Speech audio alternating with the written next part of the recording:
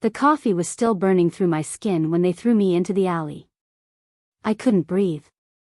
Couldn't think. The pain was everywhere, my chest, my arms, my stomach where the scalding liquid had soaked through my uniform. I hit the wet pavement hard, my palms scraping against broken glass and cigarette butts. "Don't come back," the manager's voice echoed from the doorway. "You're done here, Maya." The metal door slammed shut. I lay there shaking, staring up at the Seattle sky as it started to rain. Cold drops mixed with my tears, but they did nothing for the fire eating through my skin. This morning, I'd woken up at 4 a.m. like always. Made breakfast for Danny before his chemo appointment. Kissed his forehead and promised him everything would be okay. That his big sister had it handled. Now I had nothing. No job. No way to pay for his treatment. And burns that would probably scar forever. All because of one drop of coffee on a rich man's suit. 6 hours earlier. The Opal Room wasn't just a cafe. It was where Seattle's elite came to be seen, to make deals, to remind each other they were better than everyone else. I'd been working there for 2 years. Long enough to know which customers tipped well and which ones treated you like furniture. Long enough to perfect my smile even when my feet were screaming and my back ached from the double shifts. I needed this job. Danny needed this job. "Table 7 needs a refill," Marcus, the floor manager, snapped as he passed. "And smile more, Maya. You look miserable." I swallowed the response burning in my throat and grabbed the coffee pot. Table 7 was Mrs. Vanderbilt, a regular who wore more diamonds than most people's rent and never tipped. But she was harmless compared to some. The lunch rush was dying down. Only the regulars remained, the ones who treated the cafe like their personal office. I moved between tables with practiced efficiency, refilling cups, clearing plates, staying invisible. That's when he walked in. Damien Rothschild. I'd served him before. Always with business associates, always impeccably dressed, always polite in that cold, dismissive way rich people were when they didn't quite see you as human. But today was different. Today he was alone. And drunk.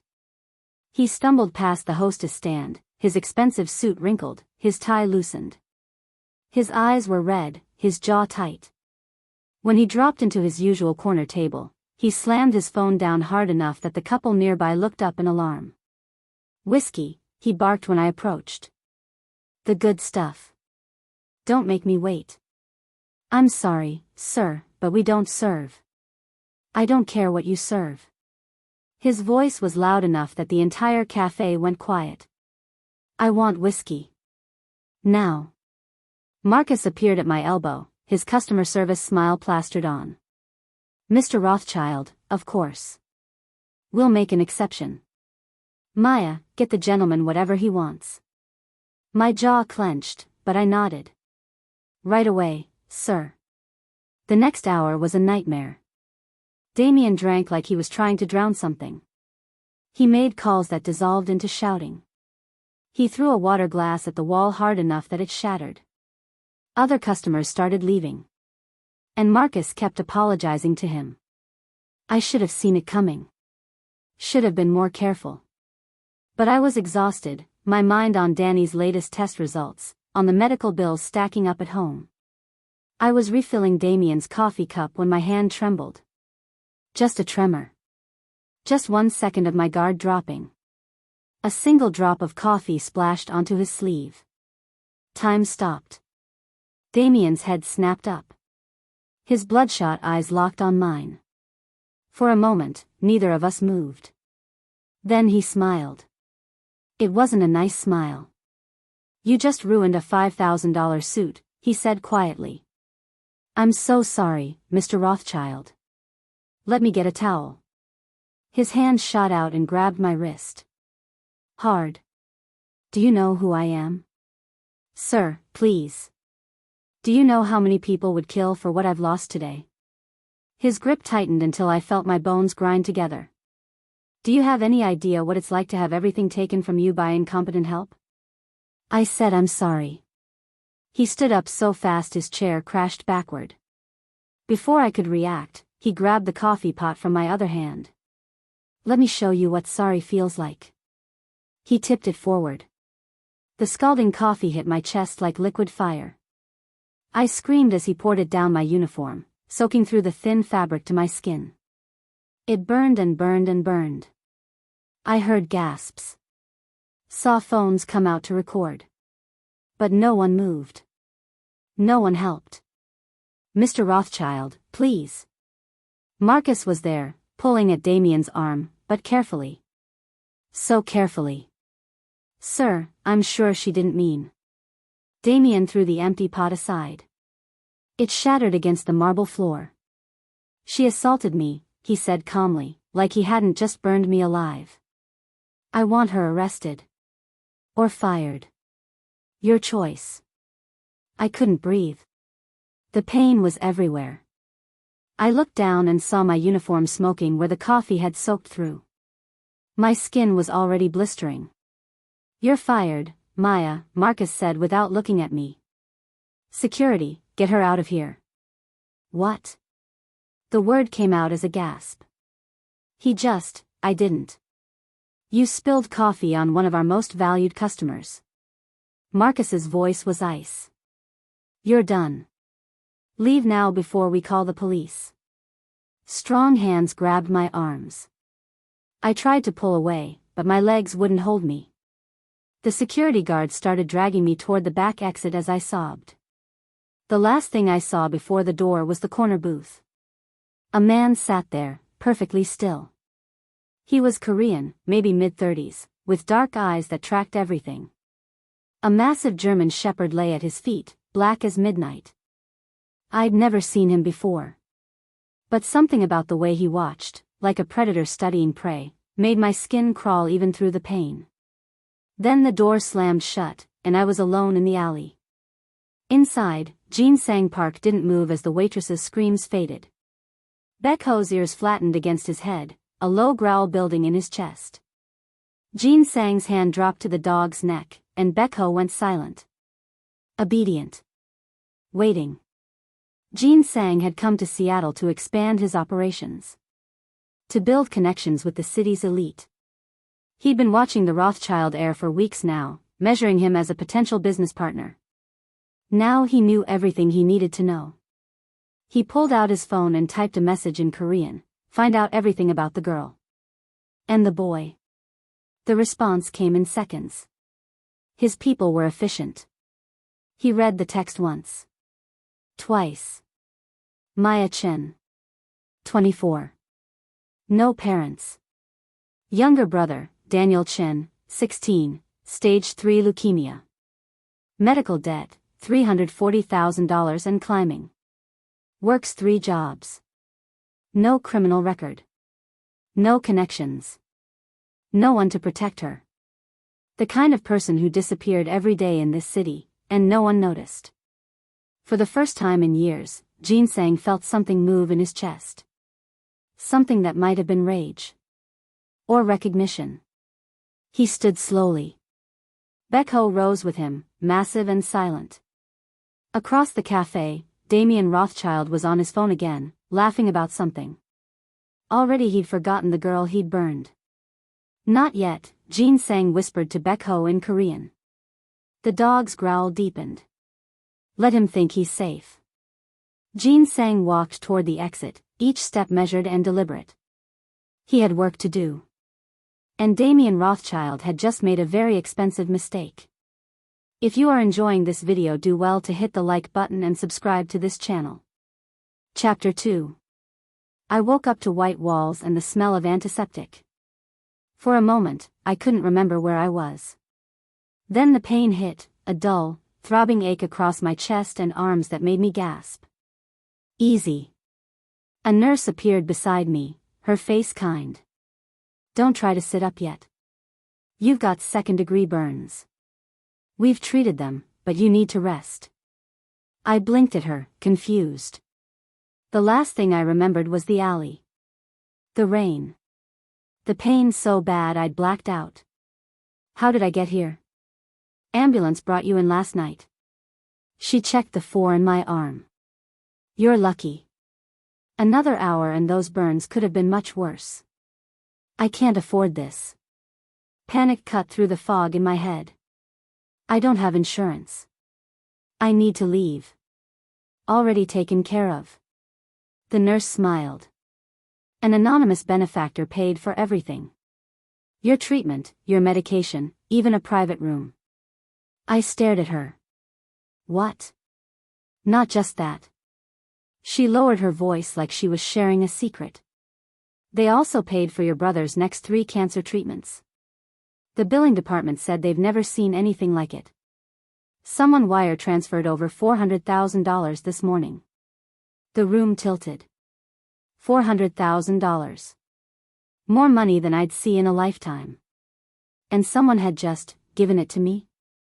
Who? I managed to ask. Anonymous means anonymous, honey. The nurse patted my hand. But whoever they are, they must care about you very much. After she left, I lay there trying to make sense of it. No one cared about me that much.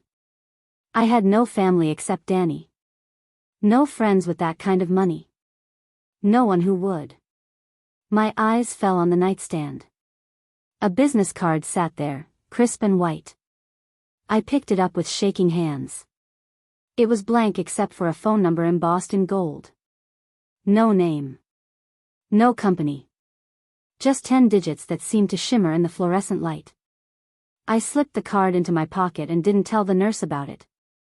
They released me 6 hours later with prescriptions I didn't have to pay for and instructions to keep the burns clean. I took a cab back to my apartment, my mind racing the entire way.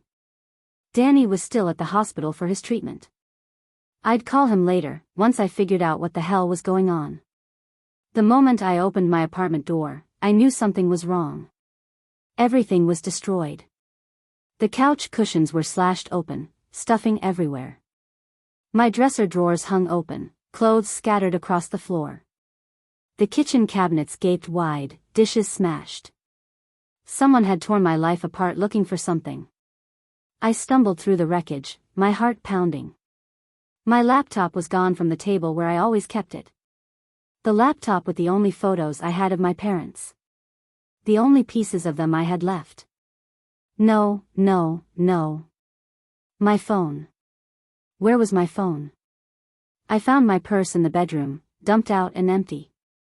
My phone was gone too. That's when I understood.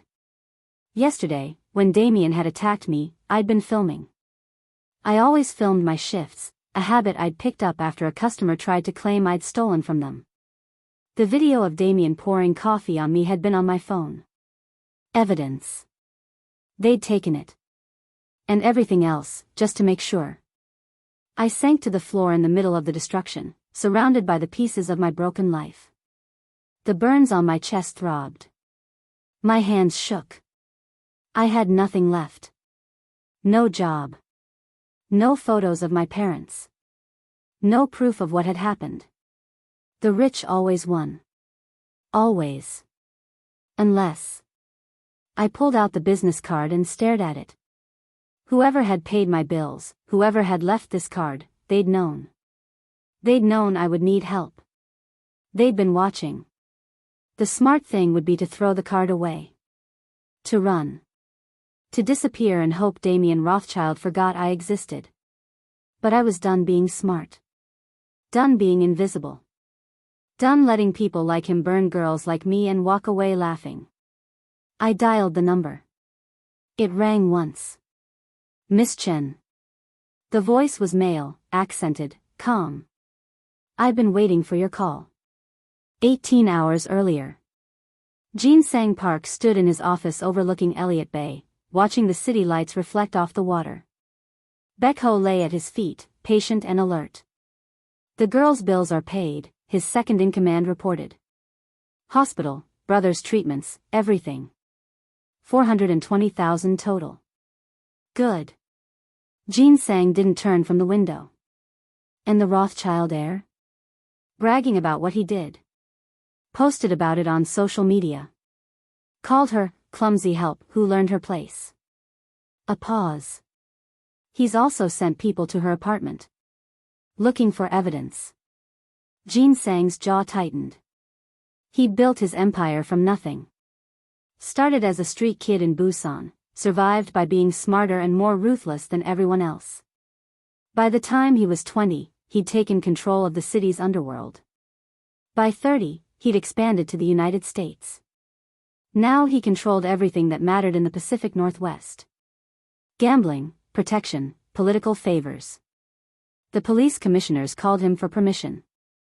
Judges ruled the way he suggested. Politicians won or lost based on his word. They called him the Shadow because he was everywhere and nowhere. Untouchable.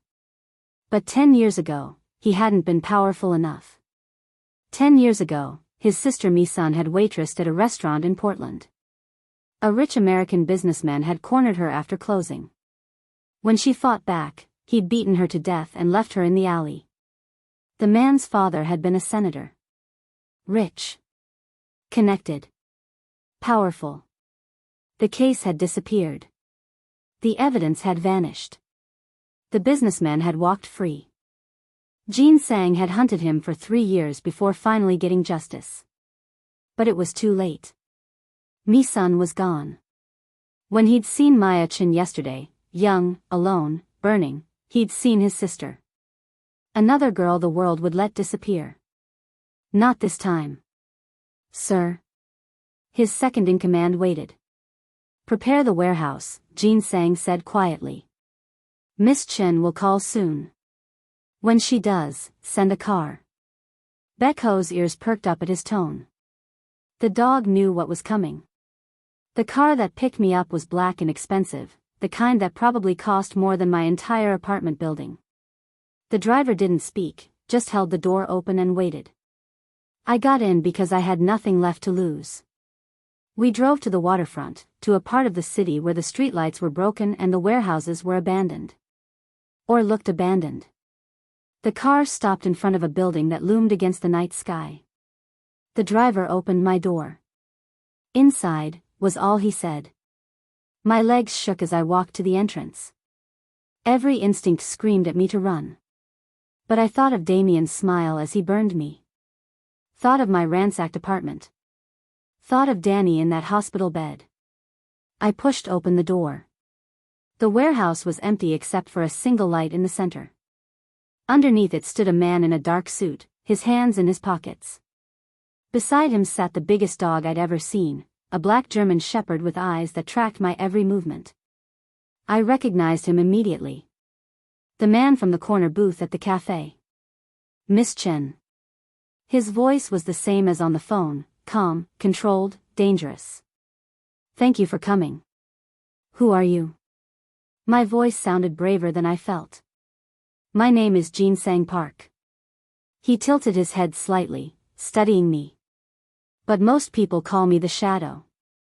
I'd heard that name before. Whispered in the restaurant, in the streets. The Korean crime boss who controlled half of Seattle's underworld. I should have run. Instead, I stepped closer. You paid my bills, I said. Why? Because Damien Rothschild is a cancer. Jin-Sang's expression didn't change. And I remove cancers.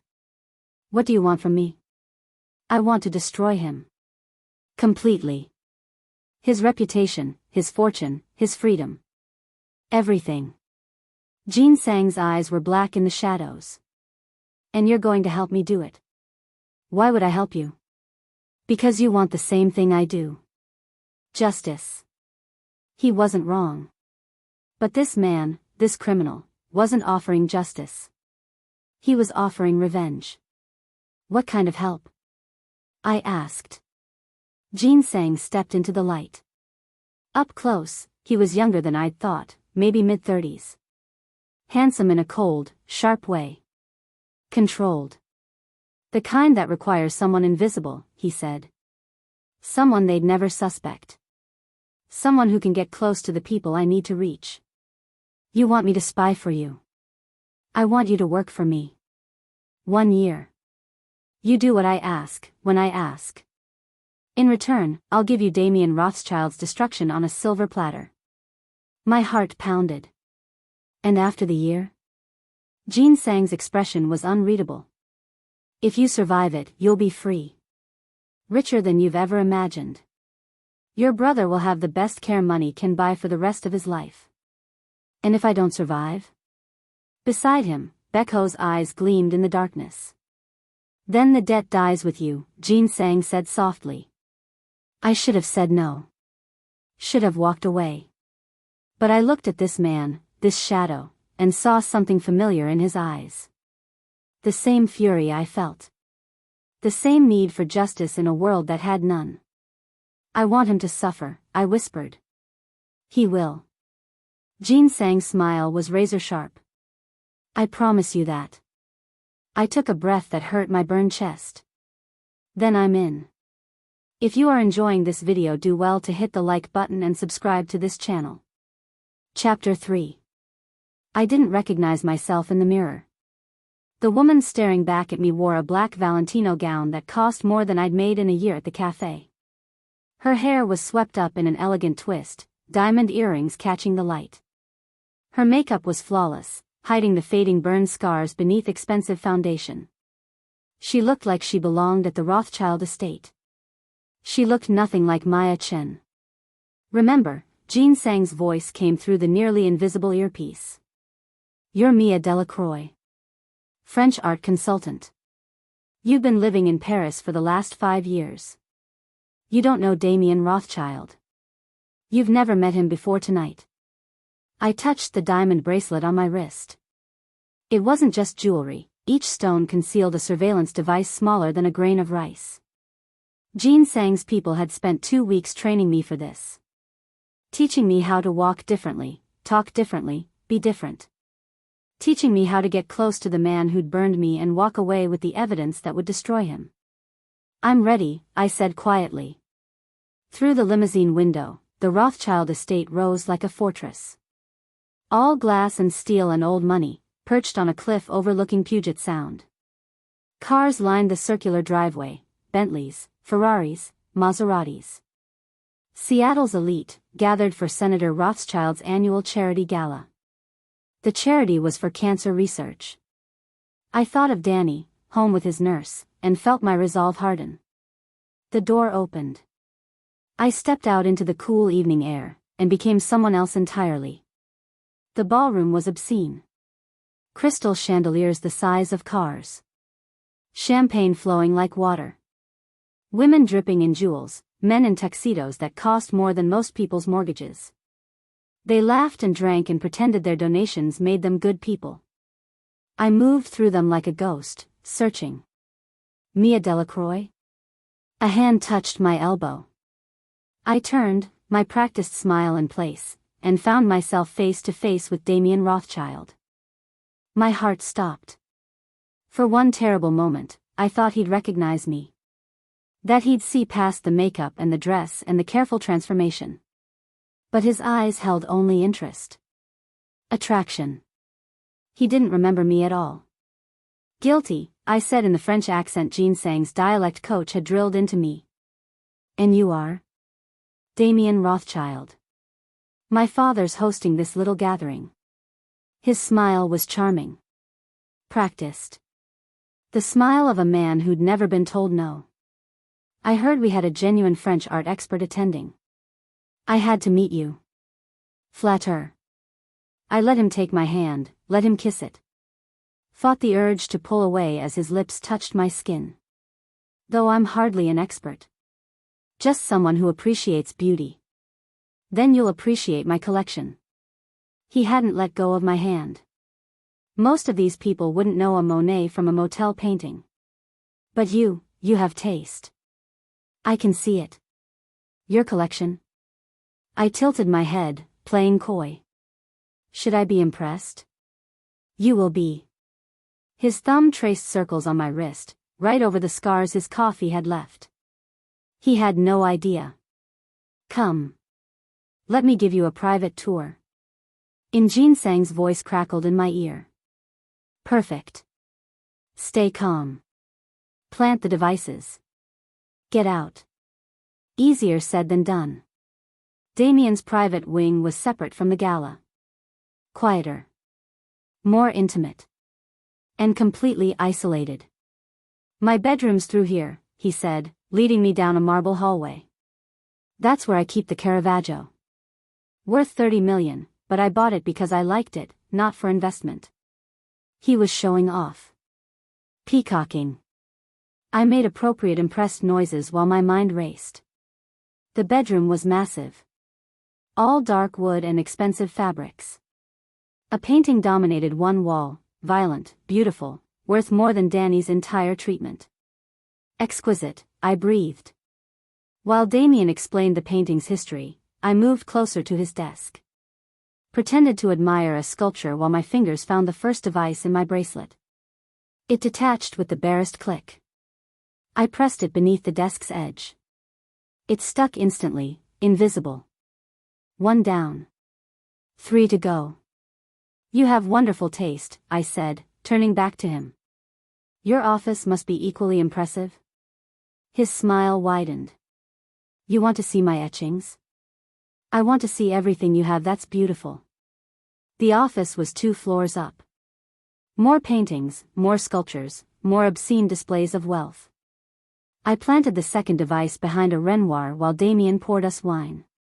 You're different from the usual women at these events, he said, handing me a glass. They're all so predictable. Desperate. You're not desperate, are you, Mia? I don't need to be. I sipped the wine. It probably cost more than my monthly rent used to. I have everything I need. Do you? He moved closer. Too close. His hand found my arm, right where the worst of the burns had been. His touch made my skin crawl. Because I could give you more. If you wanted it. You move fast, Mr. Rothschild. Life's short. Why waste time? I was reaching for the third device when his phone rang. Excuse me, he said, stepping away. I need to take this. He turned his back. Started talking in low tones. That's when I heard it through my earpiece. Found her, Damien was saying into his phone. The waitress. Maya Chen. She's not as smart as she thinks. My blood went cold. Sir, we have a problem, Jin-Sang's voice cut in, sharp. Get out. Now. But Damien was still talking. I hired investigators after that incident at the cafe. Wanted to make sure she didn't try to sue. They tracked her movements. Found out she's been meeting with Jin-Sang Park. He laughed. The Korean crime boss. Can you believe it? Stupid girl thought she could come after me. Thought I wouldn't notice. Through my earpiece, I heard Jin-Sang curse in Korean. Damien turned around. His smile had changed. Gone cold. I have to go, he said into the phone. I have a pest to exterminate. Yes. Tonight. I'll finish what the coffee started. He hung up. Looked at me. Hello, Maya. I ran. Grabbed my skirt and bolted for the door, but he was faster. The lock clicked. Heavy. Electronic. Did you think I was stupid? Damien's voice was calm. Amused. That I wouldn't recognize you eventually? The hair, the dress, the accent, it's all very good. Jin-Sang's people did an excellent job. Let me out. My hand was on the door handle, shaking. Let me out right now. Why would I do that? He reached into his desk drawer. Pulled out a knife. You broke into my home. You're working with a known criminal. You tried to plant surveillance devices. The knife caught the light as he moved toward me. Self-defense, he said softly. Everyone will believe it. Everyone always believes me. Maya, I'm coming. Jin-Sang's voice was sharp in my ear. Hold on. But there was nowhere to go. Damien was between me and the only exit. You know what the worst part is? He circled me slowly. I didn't even remember you. Just another waitress. Another nobody. But you made yourself my problem. He lunged. I threw the wine glass. It shattered against his shoulder, making him stumble, but he kept coming. Then the window exploded. Glass rained down as Baek-Ho came through like a missile, all black fur and teeth and fury. He hit Damien square in the chest, taking him down hard. The knife skittered across the floor. Jin-Sang followed through the window, landing in a crouch. He had a gun in his hand. "Get away from her," he said quietly. Damien was on his back, Baek-Ho's jaws inches from his throat. The dog was growling, low and continuous, waiting for the command to kill. "Call him off," Damien gasped. "Call him off or I'll..."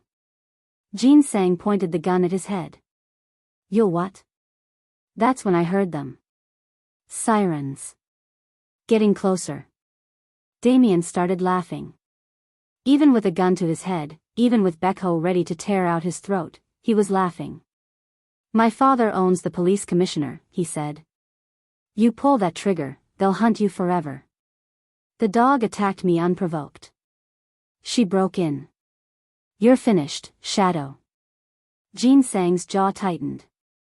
Through the broken window, I could see red and blue lights racing up the driveway. We had maybe 30 seconds.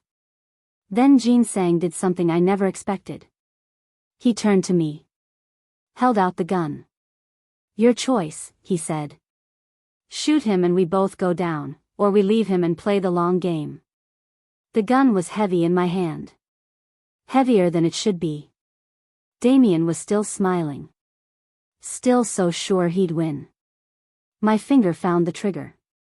I thought about Danny. About the cafe. About the feeling of coffee burning through my skin while everyone watched and did nothing. About all the people Damien had hurt and would keep hurting because men like him always won. The sirens were deafening now. Baek-Ho barked once. Urgent. Jin-Sang's eyes were on mine, dark and unreadable. "Choose," he said softly. My finger tightened. If you are enjoying this video, do well to hit the like button and subscribe to this channel. Chapter 4. I didn't pull the trigger. Jin-Sang had grabbed my wrist at the last second, yanked me toward the window. "Run." We'd made it 3 blocks before the bullet hit Baek-Ho. The dog had been running beside us when he suddenly twisted mid-stride, throwing himself between me and a police officer taking aim. The shot that was meant for my spine caught him in the chest instead. He went down without a sound. "No." I'd screamed, but Jin-Sang was already scooping up the massive dog like he weighed nothing, blood soaking through his suit. "Move," he'd snarled at me. "Now." We disappeared into Seattle's underground, into tunnels I didn't know existed, while sirens wailed above us and Baek-Ho's blood left a trail behind us. That was 3 days ago. The safe house was buried beneath an abandoned warehouse in the industrial district. Concrete walls. No windows. The kind of place that didn't officially exist.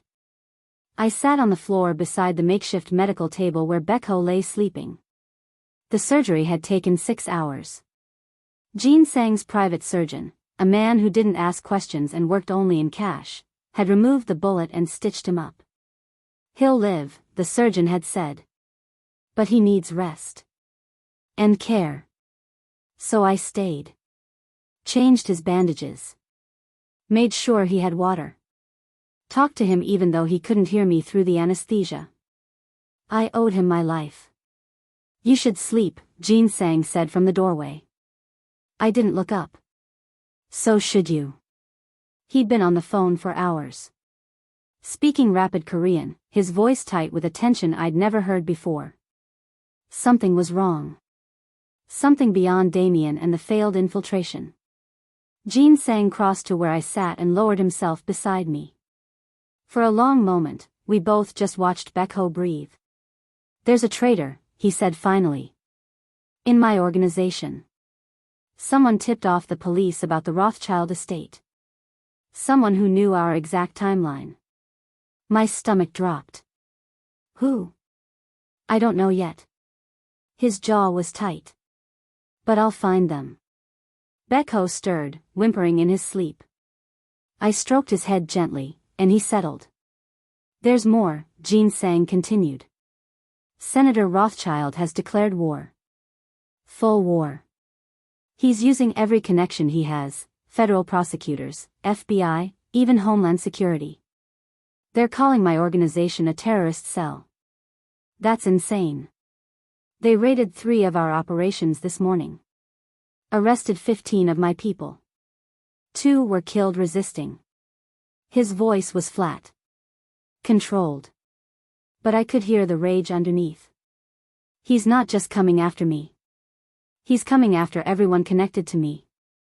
The weight of it hit me like a punch. Because of me.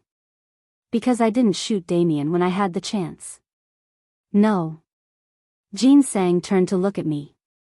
Because the Rothschilds are monsters who can't tolerate anyone challenging them. This was always going to happen. You just gave them an excuse. But I could see it in his eyes. The calculation. If I'd pulled that trigger, Damien would be dead. The senator would be grieving, distracted. Not orchestrating a systematic destruction of everything Jin-Sang had built. People were dying because I'd hesitated. I'm sorry, I whispered. Don't be. He stood, offering me his hand. Come. We need to talk strategy. The war room was a converted storage space filled with monitors, maps, and weapons. 4 of Jin-Sang's remaining people were there, including Yuri, his second-in-command, a Russian with cold eyes and hands that never stopped moving. We need to go underground, Yuri was saying as we entered. Completely dark. Scatter the operations, cut all connections. Wait until this blows over. It won't blow over, Jin-Sang said. Not unless we give them a reason to stop. He pulled up footage on one of the monitors. Security camera feeds from a dozen locations. I saw federal agents breaking down doors. Saw Jin-Sang's people being dragged away in handcuffs. They're being systematic, Jin-Sang continued. Hitting every known location. Every business, every contact. The senator wants to erase me. Then we erase him first, another man said. Take out the senator. Cut off the head. And make him a martyr? Yuri shook his head. His son would take over. Nothing would change. I'd been silent until now, but suddenly I understood. You need evidence, I said. Public evidence that forces them to stop. Everyone turned to look at me. We have evidence, Jin-Sang said carefully. The surveillance devices you planted captured Damien confessing to multiple crimes. But it's not enough. Not against a senator. Then make it enough. I moved to the table, my heart pounding. I testify. I go public with everything. The assault, the attempted murder, what Damien said about finishing what he started. I put a face to this. Make it so they can't just make me disappear. Absolutely not, Jin-Sang said immediately. Why not? Because you'd become the primary target. Every resource the Rothschilds have would focus on destroying you. Discrediting you. Killing you. His voice was hard. I won't let you become bait. You don't own me, I said, and I was surprised by how steady my voice was. How certain. This is my choice. Something shifted in the room. In me. I wasn't the terrified waitress anymore. Wasn't the victim. I'd walked into Damien Rothschild's mansion wearing a false face and I'd walked out alive. I'd looked down the barrel of consequences and chosen mercy over revenge. But mercy had costs. And I was done letting other people pay them. Maya, Jin-Sang started. No. I cut him off. You gave me a choice in that office.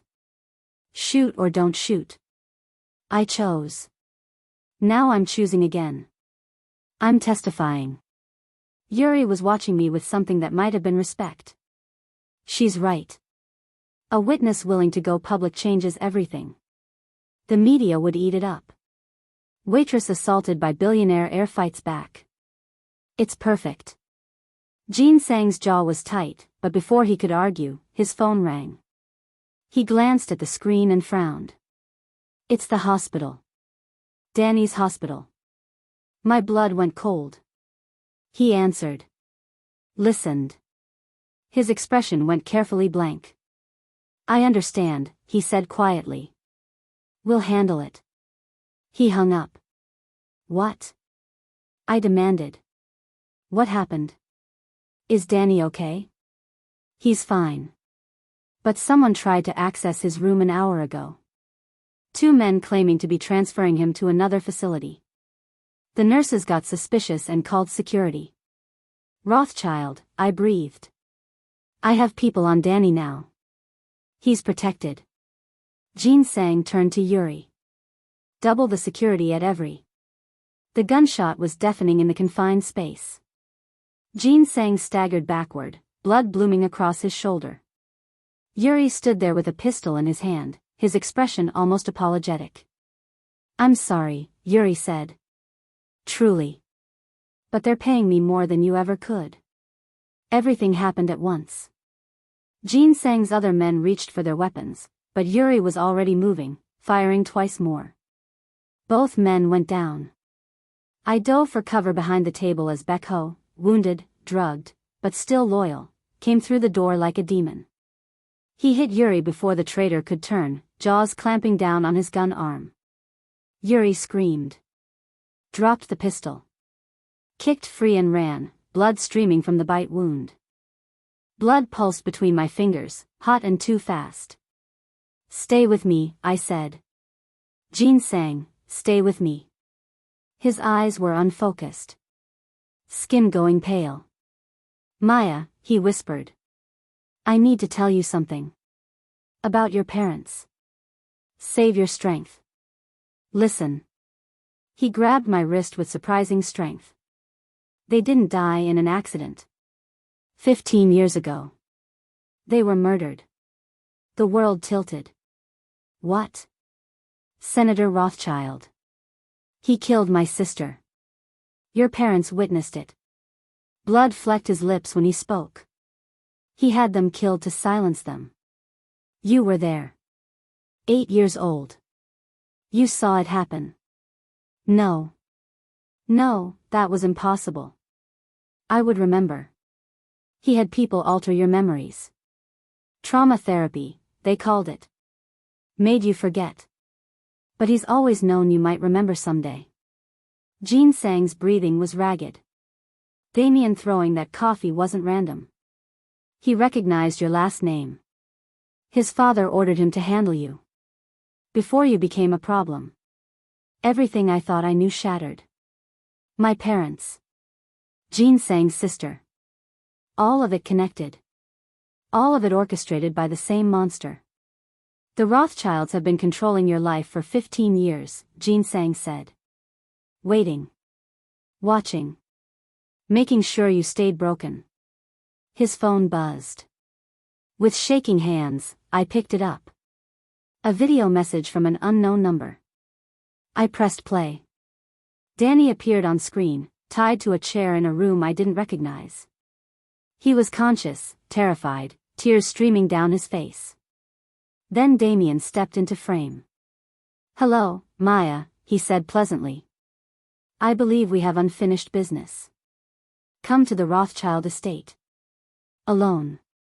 Midnight. Or I start with his fingers and work my way up. He held up a knife. Danny screamed. The video ended. I checked the timestamp with numb fingers. 11:47 p.m. I had 13 minutes. If you are enjoying this video, do well to hit the like button and subscribe to this channel. Chapter 5. The Rothschild estate looked different at midnight. Empty. Dark. Like a mausoleum waiting for bodies. I walked through the front gates alone, my hands raised to show I was unarmed. Every step felt like walking toward my own execution, but I kept moving. Danny was in there. That was all that mattered. The guards patted me down roughly, confiscated my phone, and shoved me toward the house. Rooftop, one of them grunted. Helipad. They're waiting. They didn't follow. Whatever was happening up there, the Rothschilds wanted no witnesses. Except they were wrong about that. I touched the small device hidden beneath my collar, so small the guards had missed it. Jin-Sang had pressed it into my hand before I left the safe house, his blood still on my fingers. "Wear this," he'd whispered, already fading. "Trust me." I'd clipped it on without question. Now I climbed the stairs to the rooftop, my heart hammering, and prayed he knew what he was doing. The helipad was a circle of concrete surrounded by nothing but night sky and 100-foot drop. Wind whipped across the open space, carrying the salt smell of the sound. Danny was tied to a chair in the center, duct tape across his mouth. His eyes went wide when he saw me, tears streaming down his bruised face. Damien stood behind him, one hand resting on Danny's shoulder. Casual. Like he was posing for a photo. And beside Damien was Senator Gregory Rothschild. I'd seen him on TV 100 times. Silver-haired, distinguished, the kind of face that promised integrity and public service. In person, he looked exactly the same. Except for his eyes. His eyes were dead. "Maya Chen," the senator said warmly, like we were meeting at a fundraiser. "Thank you for coming. I know this must be difficult. Let my brother go." My voice didn't shake. I was proud of that. "You wanted me. Here I am." In a moment. He gestured to a second chair. "First, let's talk. I think we've earned that, don't you? After 15 years? I didn't sit. I know what you did. To my parents. To Jin-Sang's sister." "Ah." He smiled. "So he told you." I wondered if he would. The truth is such a burden, isn't it? You murdered them. I did. No hesitation. No remorse. Jin-Sang's sister, Mi-sun was her name. She was beautiful. Brilliant. I made her an offer. A very generous offer to be my mistress. She refused. Insulted me, actually. Called me a corrupt old man. He said it like he was discussing the weather. So I killed her. It was surprisingly easy. And then your parents, who happened to be walking by at the wrong moment, saw everything. They had to go too. And me? My fists were clenched so tight my nails drew blood. I was 8 years old. You were a complication. The senator shrugged. But a manageable one. Some therapy, some carefully placed suggestions, and your memories became malleable. We've been watching you ever since. Making sure you stayed harmless. Until the cafe, I said. Until the cafe. Damien spoke for the first time, his voice tight with anger. When my idiot son forgot himself and drew attention to you. Made you visible again. I didn't forget, Damien snapped. I recognized her name. I was handling it. By assaulting her in public? The senator's tone was withering. By creating a viral incident that connected her to Jin-Sang Park? You turned a controlled variable into a crisis. They were arguing about my assault like it was a business decision gone wrong. None of it matters now, the senator continued, turning back to me. You and your brother are loose ends. After tonight, Jin-Sang Park's syndicate will take the blame for your deaths. A revenge killing. Tragic but understandable. He nodded to Damien. Make it quick. Damien pulled out a knife. And I smiled. You're being live-streamed, I said. They both froze. What? The senator said slowly. I touched the device at my collar. Every word you just said. Every confession. It's being broadcast to every major news station in the country. You're finished. The senator's face went white, then red. Damien lunged toward me, but I was already moving, diving toward Danny's chair. That's when the rooftop entrance exploded open. Jin-Sang stood there, swaying but upright, blood soaking through the bandage on his shoulder. Baek-Ho was at his side, limping but snarling. Get away from her, Jin-Sang said. What happened next was brutal.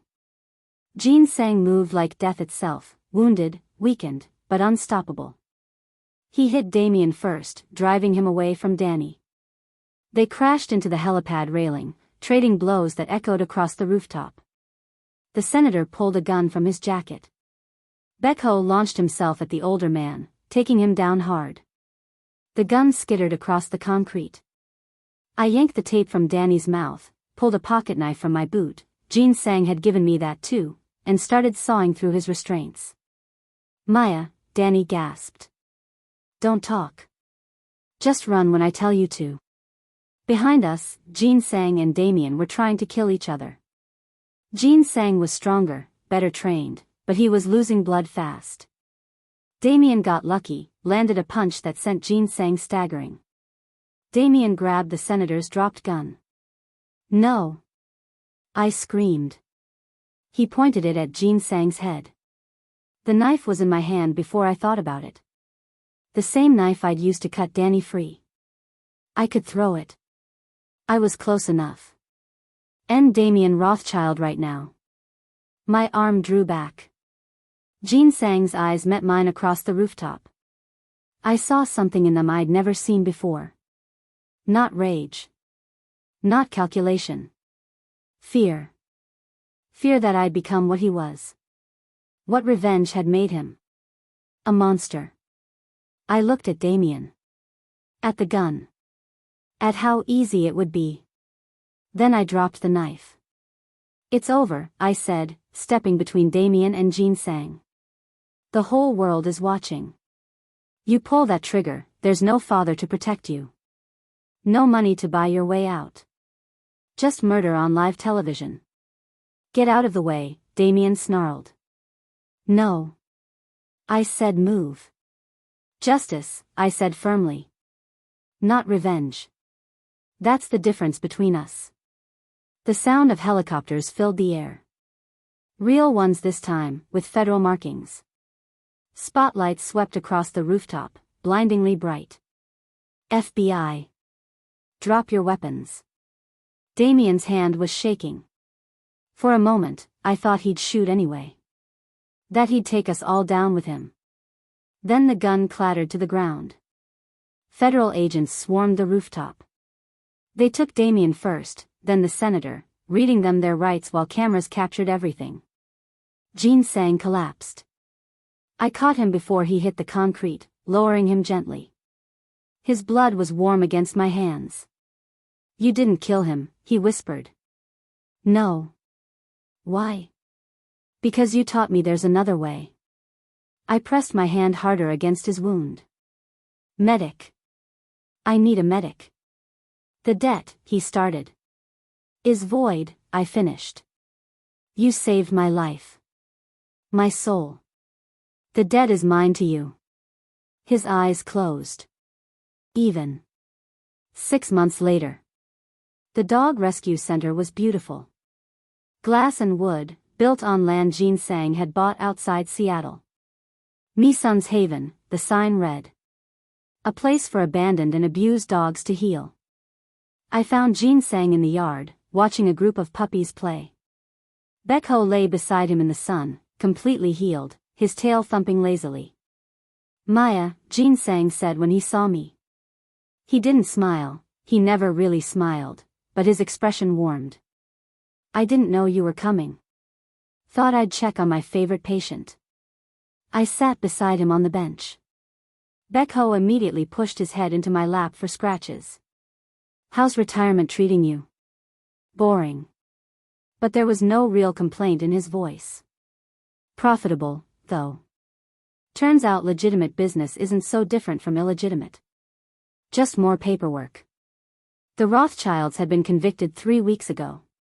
Life sentences without parole. The trial had been a media circus, my testimony played on every channel. The senator's empire had collapsed completely. Danny was in remission. Healthy. Happy. Starting college in the fall. And Jin-Sang had kept his word. He dismantled his criminal organization piece by piece, using his resources to build something clean. Legal. Good. I never thanked you properly, he said quietly. For showing me there's another way. You gave me justice, I replied. I gave you redemption. I'd say we're even. We sat in silence, watching the dogs play. Two broken people who'd somehow saved each other. A volunteer brought us coffee. Set the cups on the bench between us. I looked at the steam rising from mine and felt nothing. No fear. No pain. Just coffee. Jin-Sang didn't reach for his either. Don't like it anymore? I asked. Don't need it, he said. Don't need to burn anything away.